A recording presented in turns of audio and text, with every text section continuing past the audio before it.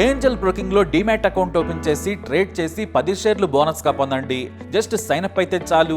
మీ phone number enter చేసి OTP enter చేయండి. ఆ తర్వాత పాన్ కార్డ్, ఆధార్ కార్డ్, అలాగే బ్యాంక్ స్టేట్మెంట్ కూడా అప్లోడ్ చేయండి. ఆ తర్వాత ఓ సెల్ఫీ, ఓ ఈ-సైన్ చేస్తే చాలు. మీ అకౌంట్ 24 గంటల్లో యాక్టివేట్ అయ్యాక మా నంబర్ కి యాక్టివేట్ అని వాట్సాప్ చేయాలి. ఆ తర్వాత మీ డిమాట్ అకౌంట్ లో మేము చెప్పిన 10 బ్యాంకింగ్ షేర్స్ బై చేసి స్క్రీన్ షాట్ పెడితే చాలు. ఆ అమౌంట్ మీకు యూపీఐ ద్వారా పంపిస్తాము. అంటే మీకు 10 షేర్లు బోనస్ గా వచ్చినట్టే. ఆ తర్వాత మీరు ఆ షేర్స్ ని సెల్ చేసుకుంటారో ఇన్వెస్ట్ చేసుకుంటారో మీ ఇష్టం. డిస్క్రిప్షన్ లో ఉన్న లింక్ ద్వారా మాత్రమే మీకు ఈ బోనస్ షేర్లు వస్తాయన్నది మాత్రం గుర్తుపెట్టుకోండి. భారత్ పాకిస్తాన్ యుద్ధానికి రెడీ అయ్యాయి. ఈసారి భారత్ పాకిస్తాన్కి చుక్కలు చూపించడం ఖాయం. రెండు దేశాల సైన్యానికి ఒకటే తేడా. భారత్ అమలు పదిలో దాదాపుగా 36 రాఫెల్స్ ఉన్నాయి. అటు పాకిస్తాన్ దగ్గర అమెరికాకు చెందిన అత్యాధునిక F-16లు ఉన్నాయి. కాకపోతే వాటికి మెయింటెనెన్స్ లేదు. కొన్నాళ్ల క్రితమే $400 మిలియన్ యుఎస్తో ఒప్పందం చేసుకుంది పాకిస్తాన్. వాటిని ఆధునీకరించాలి. టెర్రరిజానికి వ్యతిరేకంగా పోరాడాలని మన ట్రంప్ గారు ఉచితంగా పాకిస్తాన్కి అప్గ్రేడ్ చేశారు. 2 నాలుకల ధోరణితో ప్రవర్తించడం యుఎస్కి కొత్త ఏం కాదు. అమెరికాను నమ్మడం అంటే కుక్కతోక పట్టుకుని గోదావరి ఈదడమే. ఇటు మనతో స్నేహంగా ఉంటూ పాకిస్తాన్కు సాయం చేస్తోంది. అలాగే చైనా నుంచి J-17 టెక్నాలజీని తెచ్చుకుంది. ఆ టెక్నాలజీతో ఫైటర్ జెట్స్ను తయారు చేసింది పాకిస్తాన్. పైగా వాటిని అజర్బైజాన్, కెన్యా, నైజీరియా లాంటి దేశాలకు అమ్మింది. అయితే అవంత శక్తివంతమైనవేవి కావు. ఎటొచ్చి F-16లతోనే పాకిస్తాన్ బలంగా ఉంది. సర్జికల్ స్ట్రైక్ సమయంలో అభినందన దొరకడానికి కూడా కారణం ఈ F-16ఏ. అయినా కూడా MiG-21 బైసన్తో F-16నే కూల్చేశాడు. కాకపోతే మిగ్ను కూడా మరో F-16 కూల్చేసింది. కానీ మన దగ్గర ఉన్నది రాడార్కు దొరకదు. పైగా తన దగ్గరకు రాబోయే లేదా సమీపంగా వచ్చిన ఫైటర్ జెట్స్ను గుర్తించి పైలట్కు సంకేతం ఇస్తుంది. అంతేకాదు మన రాఫెల్ సెకండ్ల వ్యవధిలో యాంగిల్స్ ను మార్చుకోగలదు. ప్రపంచంలోనే ది బెస్ట్ లెథల్ జెట్ ఫైటర్గా రాఫెల్కు పేరుంది. ఎయిర్ సుప్రిమసీలో కింగ్. ఆకాశం నుంచి ఆకాశంలోకి, ఆకాశం నుంచి నేల మీదకు మిసైల్ను ప్రయోగించవచ్చు. ఇన్ డెప్త్ స్ట్రైక్ దీని సొంతం. యాంటీషిప్ స్ట్రైక్స్ నుంచి న్యూక్లియర్ ఆధారాలను మోసుకెళ్లగల సత్తా మన దానికి ఉంది. ఎయిర్ టు ఎయిర్ అయితే 150 కిలోమీటర్ల పరిధిలోని వాటిని కొట్టగలదు. చుట్టూ 300 కిలోమీటర్ల పరిధిలో పిన్ పాయింట్ లొకేషన్తో పేల్చేయగల సత్తా ఉంది. సింపుల్గా చెప్పాలంటే రాఫెల్ భారత్కు ఇప్పుడు పెద్ద బలం. గాలి కంటే వేగంగా 2 స్పీడ్తో వెళ్ళగలదు. అలాగే 2 ఇంజన్లతో పనిచేస్తుంది.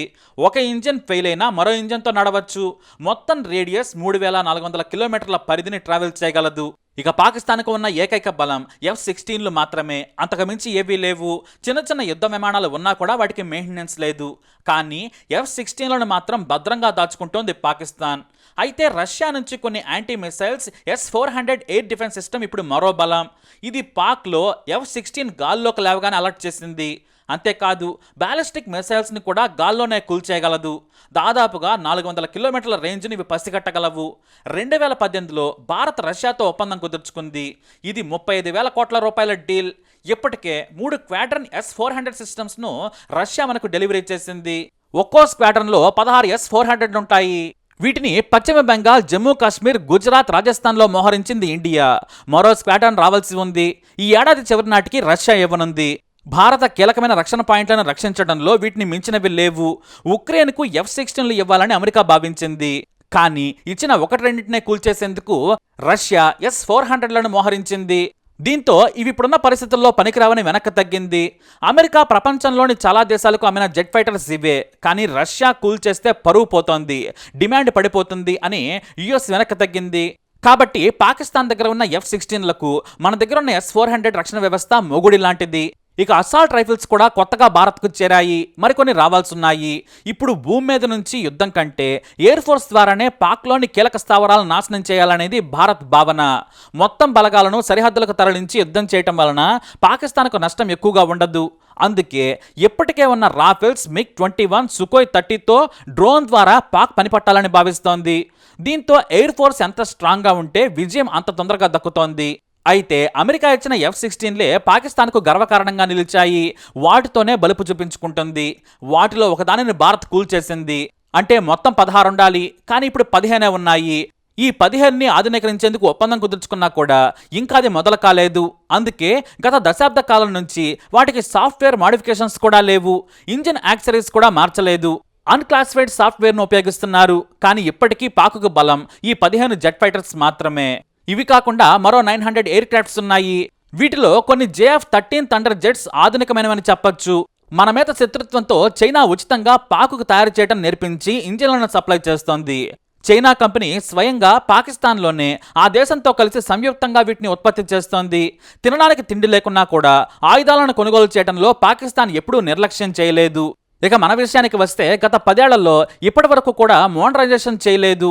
రాఫెల్లు కనీసం 120 కావాలని నాడు కాంగ్రెస్ ప్రభుత్వం ఆర్డర్ పెడితే వాటిని 36కు కుదించారు. ఈ పాటికి 100 ఉండుంటే భారత్ బలం ఎక్కడో ఉండేది.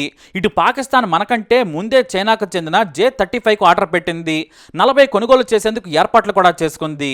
మన దేశ విస్తీర్ణానికి కనీసం రాఫెల్ యుద్ధ విమానాలు 400 కావాలి. ఎందుకంటే పాకిస్తాన్తో యుద్ధం చేస్తే మనం ఎక్కువ విస్తీర్ణాన్ని కాపాడుకోవాలి, రక్షణగా ఉండాలి.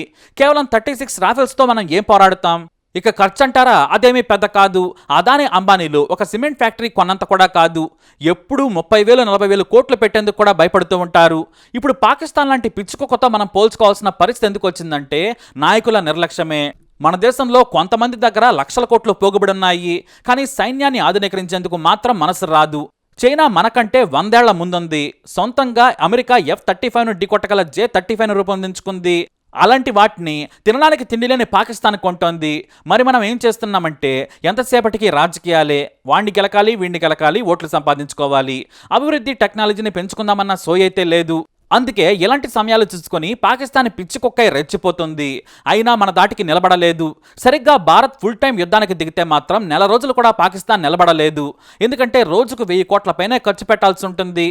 అంత డబ్బు పాకిస్తాన్ దగ్గర లేదు. కేవలం ఆయుధాలు పోగేసుకుంది, కానీ మ్యాన్ పవర్ లేదు. అంతకుమించి ఇన్ఫ్రాస్ట్రక్చర్ లేదు. ప్రధాని మోడీ వచ్చిన తర్వాత చేసిన గొప్ప పని MiG-21లను బీస్టులుగా మార్చడమే. రాఫెల్ రాకముందే ఎయిర్ ఫోర్స్ బీస్ట్గా మార్చారు అధికారులు. 1999 కార్గిల్ వార్లో విజయం సులభంగా రావడానికి కారణం ఇవే. అయితే సాంకేతికంగా చాలా పాతవి. వీటిని అప్గ్రేడ్ చేసింది సైన్యం. మల్టీ డైమెన్షనల్ అటాక్కి ఇప్పుడు ఇవి సిద్ధంగా ఉన్నాయి. అది కూడా air chief marshal BS Dhanoa ఒత్తిడి చేశారు. మన శత్రువుల కంటే మనం చాలా వెనుకబడి ఉన్నాం. కనీసం 42 స్క్వాడ్రన్ కావాలని కోరారు. కానీ కేవలం 30 మాత్రమే సప్లై చేసింది కేంద్రం. వీటిని రష్యా సాయంతో అప్గ్రేడ్ చేశారు. చాలా సింపుల్గా యాంగిల్ని మార్చుకొని శత్రువును ఏమార్చగలదు. కొత్తగా మార్చిన మిక్స్లో గ్లాస్ కాక్పిట్, డిజిటల్ స్క్రీన్స్తో పాటు స్మూత్ ఇంజిన్తో సూపర్గా మార్చేశారు. అత్యంత నమ్మకమైన యుద్ధ విమానంగా MiG-21కు పేరు. 1999లోనే 15,000 ఫీట్ల కింద ఉన్న టార్గెట్ను పర్ఫెక్ట్గా పేల్చేసింది. దీంతో ఇవంటే మన పైలట్లకు ఎంతో ఇష్టం కూడా. నడపడం కూడా చాలా సులువు. వీటిని నడిపేందుకు పోటీ పడుతుంటారు కూడా. అయితే ఎయిర్ ఫోర్స్ పరంగా భారత్దే పైచేయి. కాకపోతే మన దరిద్రం ఏంటంటే బెగ్గర్ కంట్రీతో పోల్చుకోవాల్సి రావటం.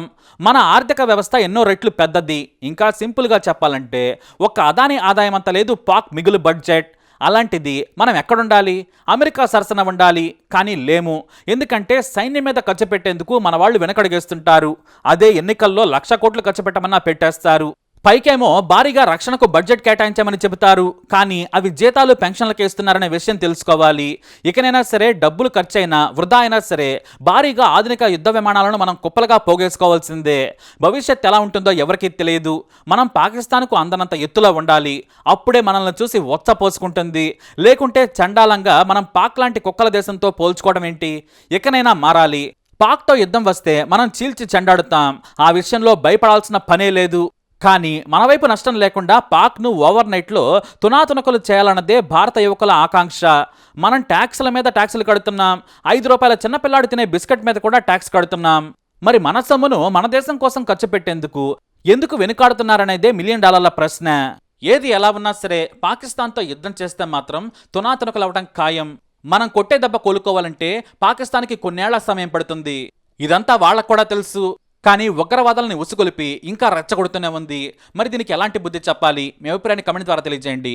ఈ వీడియో అప్డేట్స్ కోసం మా ఛానల్ ఫాలో అవ్వండి. అలాగే తప్పకుండా సబ్స్క్రైబ్ చేసుకోండి.